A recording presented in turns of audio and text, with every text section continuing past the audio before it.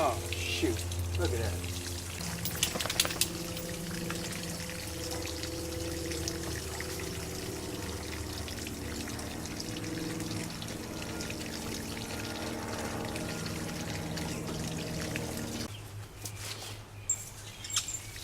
So we need a new end for the hose. I'm going to show you how to fix that. First, just turn the water off because you're just wasting it there. Let the pressure off the hose and then disconnect.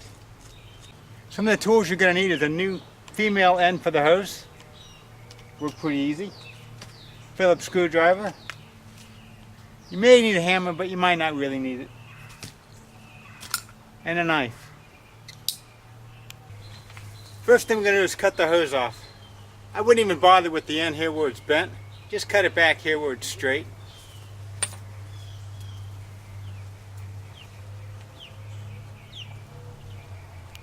You could cut it like I started on the edge here above my leg, but that's not necessarily a good idea in case you slip. Better to take something like concrete or here, piece of wood, and use that as your table.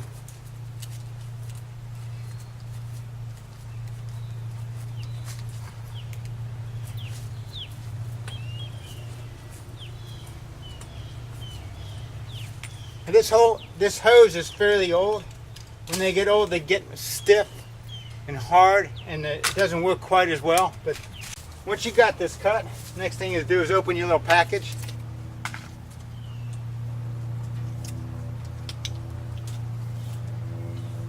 Pull the end off. Slide it over the hose. It doesn't matter which way. It's going on either way. You may have to loosen the screws a little bit. You might as well loosen them because you got to loosen them anyway.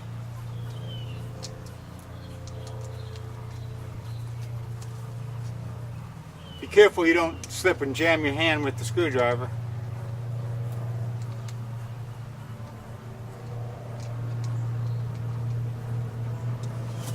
And then just slide it down out of your way.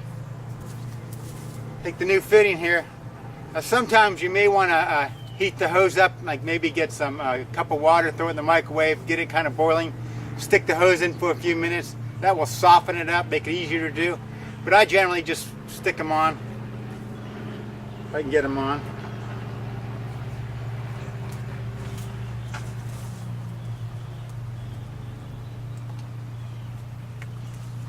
Sometimes you take a screwdriver, stick it in and kind of just wallow it around like this a little bit. Makes the end stretch a little bit, easier to get it on. Once you get it started,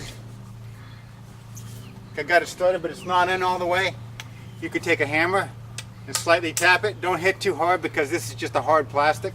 You could also just take it and tap it on the ground on something hard like cement. I do that a lot. But just tap it on.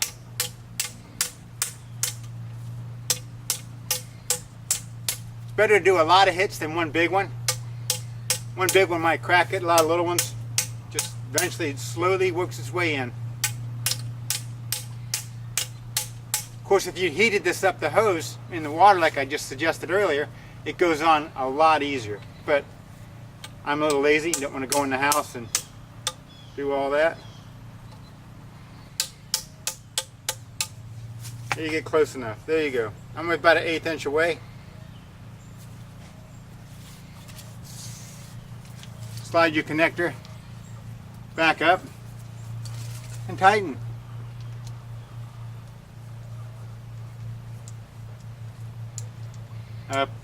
Tighten each screw at the same time. I mean, you know, go half on one, half on the other. That way it kind of has an even crack along the edge.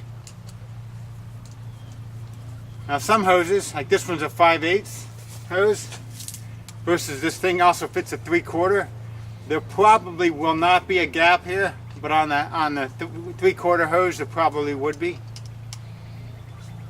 They make these fittings for different size hoses.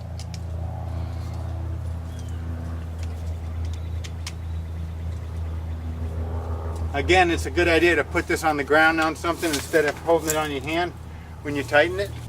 That way there's pretty much zero chance of it sticking the screwdriver in your hand when it slips off. And there you go. Go ahead and fasten it back.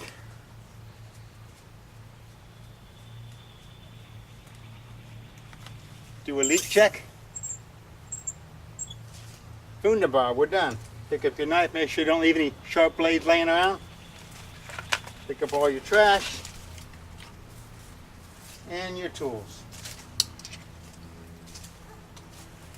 Thanks for watching. If you like my video, please subscribe.